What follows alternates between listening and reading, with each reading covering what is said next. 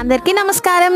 శ్రీ రమణ మహర్షి ఆశ్రమంలో ఒక పీకాక్ ఉంది. దాని వాక్ స్టైల్ అది చూపిస్తాను అని చెప్పాను కదా, ఒక షార్ట్ అప్లోడ్ చేస్తానని. ఆ షార్ట్ ఇదే, లాస్ట్ వీడియో కంటిన్యూషన్ అనమాట. సో అది ఎలా నడుస్తుంది అనేది మీరు చూడొచ్చు. దగ్గరికి వెళ్ళి తీద్దామంటే పారిపోయిద్దేమో అని చెప్పి ఆడనే ఉండి జూమ్ చేస్తూ తీసామన్నమాట.